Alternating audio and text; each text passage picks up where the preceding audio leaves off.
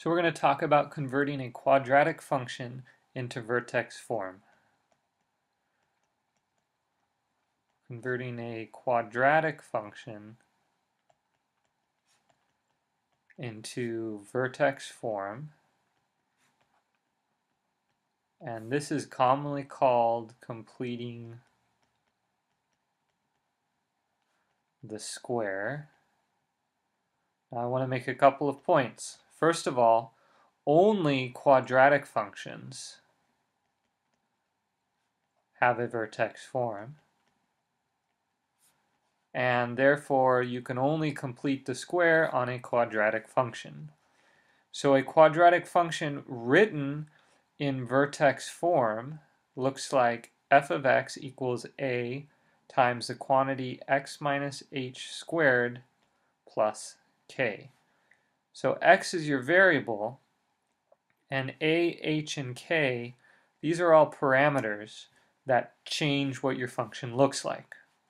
And of course the vertex, so let me say this is in vertex form. So the vertex of such a function is the coordinate point h, comma, k. Notice I've subtracted h, but my vertex is just plain old h. It's not negative h. Okay, so I'm just going to start with an example. I'm going to run through a couple of examples, and hopefully that will help you get very used to the procedures so you don't have to worry about those, and instead you can think about the concepts. Okay, let's say you want to convert the function f of x equals x squared minus 6x plus 17 into vertex form. So I'm just going to walk us straight through the process. You can follow along and then you can try it on your own. So the first thing I want you to do is look at the coefficient on the single x term. In this case it's negative 6. You take negative 6 and you divide it by 2, which gives me of course negative 3, and you take that number and you square it. So you take negative 3 and you square it, and in this case we're going to get 9. So as you're looking at this, I want you to be thinking about the general form as x squared plus bx plus c, and so this 9 is like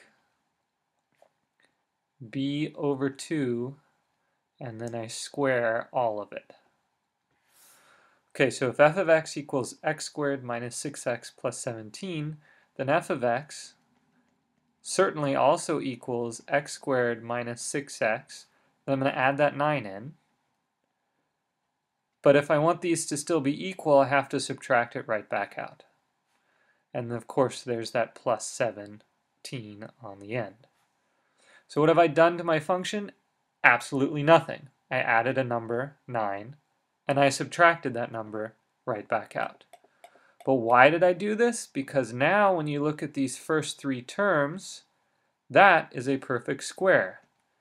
What are the terms of the square? Well, they're x and they're negative 3. Where did I get the negative 3? Right there. X squared minus 6x plus 9 is x minus 3 quantity squared. And then the negative 9 and the plus 17, when I add those together, I get plus 8. So the function x squared minus 6x plus 17, this is written in standard form, is the exact same function as x minus 3 quantity squared plus 8. And this is written in vertex form. And so now I can just read the vertex off. Well, 3 is my h, and 8 is my k, so the vertex equals 3, 8.